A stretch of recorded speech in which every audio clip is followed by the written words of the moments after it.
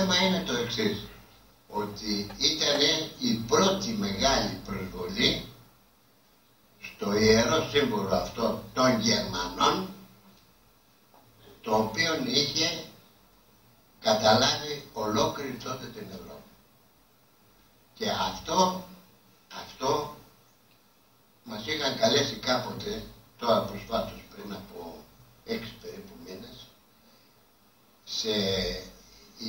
ο Ιδιωτικός Σύλλογος των Ιδιωτικών Εκπαιδευτηρίων της Ελλάδος, το οποίο είχε να βραβεύσει τον πρόεδρο της Βουλής, τον Πετσάλικο, και τον μεγάλο θεατρικό συγγραφέα, τον Καμπανέλη, τον Έλληνα Καμπανέλη, ο οποίος μάλιστα είναι και πατριώτης του Μανώλη του Βλέρου, είναι από την Άκρη. Εκεί λοιπόν, όταν έγινε η βράβευση, μίλησε ο κύριος πρόεδρος της Βουλής, μίλησαν διάφοροι εκεί πέρα, και ήρθε η σειρά του Καμπανέλη.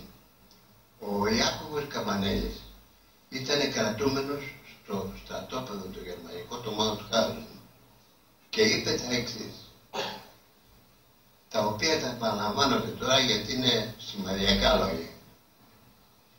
Είπε, εμείς οι Έλληνες πρέπει να είμαστε περήφανοι.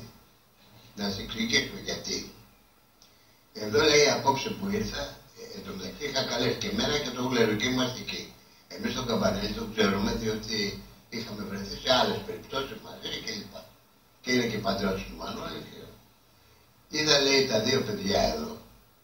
Τα λέω, λέει, παιδιά, διότι τους ξέρω, λέει, από παλιά κλπ. Το Γλέζο και το Σάντα. Όταν ήμουνα, λέει, στο στρατόπεδο μέσα στο Μάουτχάουζεν, ήμουνα εγώ και άλλοι 10 Έλληνες. Είμαστε 11 Έλληνες κρατούμενοι. Κάποτε λοιπόν έγινε μία συζήτηση εκεί μέσα μεταξύ των κρατουμένων για την αντίσταση. Και ερχόσανε όλοι οι άλλοι κρατούμενοι, οι ξένοι, Ρώσοι, ξέρω εγώ, το Βουρδουδάκι, αυτοί που ήταν διάφοροι κρατούμενοι εκεί πέρα. Και μας θαυμάζανε εμάς τους 11 Έλληνες και μας λέγανε ότι μάθαμε ότι εσείς οι Έλληνες είσαστε οι πρώτοι που προσβάλλατε τους Γερμανούς. Είχαν μάθει για το ζήτημα, λέει, της γερμανικής πολεμικής ημέρας στην Ακρόπολη. Και μας το λέγανε εκεί πέρα κλπ. Και εμείς, λέει, κορδωνόμαστε γιατί δεν ξέραμε πότε θα πεθάνουμε.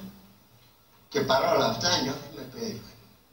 Αφού γλίτωσα, λέει, εγώ, και τώρα είμαι μαζί σας, σας λέω στους χαλεπούς καιρούς που ζούμε, που μας βρίζουνε οι άνθρωποι οι οποίοι δεν έχουν κανένα, οι μόνοι που δεν έχουν δικαίωμα να μας βρίσκουν είναι αυτοί, οι Γερμανοί, οι οποίοι μας βρίσανε με τις εφημερίδες τους, οι οποίες εφημερίδες τους δεν ήταν φυλάδες, ήταν σοβαρές εφημερίδες, η Stern, παραδείγματος, μία από τις μεγαλύτερες γερμανικές εφημερίδες, και μας βρίσανε με τα ίδια λόγια που λέγανε η σφαγή των Καλαβρίτων. Ο διοικητής των Καλαβρίτων, ο Ναζής Συνταγματάρχης, στην αναφορά που βρήκαμε στα αρχεία της Βέρμαχτ, που είχε πάει ο Μαθιόπουλος από την Ελλάδα και εξετάσαμε τα αρχεία που αφορούσαν την Ελλάδα, στην αναφορά που είχε κάνει στους ανωτέρους του όταν διέταξε τη σφαγή των Καλαβρίτων, έγραφε τα εξής. Θα τιμωρήσουμε αυτό το βρωμολαό των απατεώνων, των διεφθαρμένων, των τεμπέλιων, τους Έλληνες, οι οποίοι τολμήσανε να πειράξουν τον γερμανικό, τον ένδοξο γερμανικό στρατό και διέταξε τη σφαγή των Καλαβρίτων. Τα ίδια σχεδόν λόγια μας έγραφαν οι εφημερίδες γερμανικές τότε που μας βρήκαν. Τα ίδια λόγια. Ότι δεν δουλεύουμε εμείς να τρέφουμε εσάς τους τεμπέλιδες.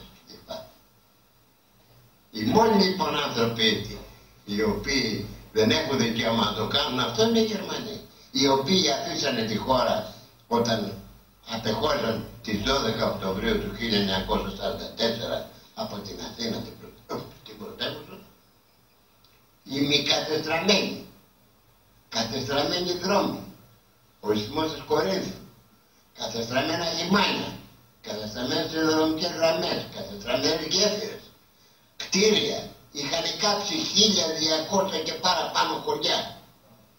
είχαν κάνει σφαγές, είχαν σκοτώσει κόσμο, είχαν δολοφονήσει, είχαν λαιλατήσει σε όλη τη χώρα όπου μπορούσαν, και οι συνολικές απώλειες των Ελλήνων, ενώ η τελευταία απογραφή του πληθυσμού το 1939 ήταν 7.380.000, στο τέλος, με όλες τις απώλειες συνολικά, και με το λοιμό και με την πείνα, διότι ο χειρότερος χειμώνας του λοιμού ήταν το 1941-42, που έκανε ακόμη και γιόλι μέσα στην Αθήνα. Λες και το έκανε επίτηδες ο καιρός. Τότε που είχαν λαιλατήσει τα τρόφιμα οι Γερμανοί και δεν πεθαίνανε χιλιάδες άνθρωποι κάθε μέρα στους δρόμους, ας πούμε. Και παιδιά και γέροι και ασθενείς κλπ. Οι συνολικές λοιπόν απώλειες, με όλους αυτούς που πέθαναν στα πεδία των μαχών, των εθέρων και των θαλασσών, συν τους δολοφονημένους, τους εκτελεσμένους και όλα αυτά τα οποία συνέβησαν, ήταν περίπου 750.000. Δηλαδή είχαμε 10% απώλειες, ποσοστιαία ας πούμε, η Ελλάδα έναντι ολόκληρης της Ευρώπης. Ούτε η Σοβιετική Ένωση δεν είχε τόσες μεγάλες απώλειες.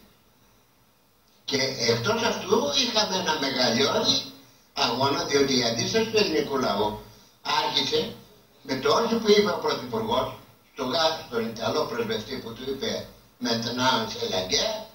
Από τη στιγμή εκείνη άρχισε, και από την πρώτη του φεγγιά που έπεσε στο καλπάκι απάνω, που ήταν ο Δαβάκης, με το στρατό της Υπήρου, με το σύνταγμα της Υπήρου, και αντιστάθηκε.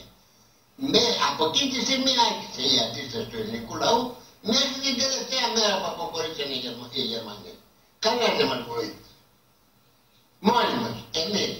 Και διδάξαμε τον κόσμο ότι ένας μικρός λαός, μιας μικρής χώρας, ο οποίος όμως έχει βαθιά ριζωμένο μέσα του το αίσθημα της ελευθερίας, της εξωπρέπειας και της τιμής, δεν γονατίζει μπροστά σε κανένα δυνάτη. Διότι η Ελλάδα έλαβε μέρος στο δεύτερο παγκόσμιο πόλεμο, η κύλα αυτή του καταστρεπτικού αυτού πολέμου, έλαβε μέρος παρά τη θέλησή της και αμυνόμενη. Ουδέποτε επιτιθέμενη. Και γι' αυτό επαναλαμβάνω και εγώ τώρα, και ελπίζω να μην σας κούρασα, ότι εμείς οι Έλληνες, και να το μεταδώσουμε αυτό στα παιδιά μας, πρέπει να είμαστε περήφανοι. Περήφανοι, διότι είμαστε ένας λαός με καλή ψυχή, έχουμε λατώματα, όπως έχουν όλοι και οι άλλοι λαοί, είμαστε φιλόξενοι, έχουμε τα αυτά μας, αλλά όταν είναι δύσκολα τα πράγματα, μαλώνουμε μεταξύ μας, κάνουμε. Όταν όμως είναι δύσκολα τα πράγματα, είμαστε πάντα εκεί. Πού εκεί? Στις επάλξεις.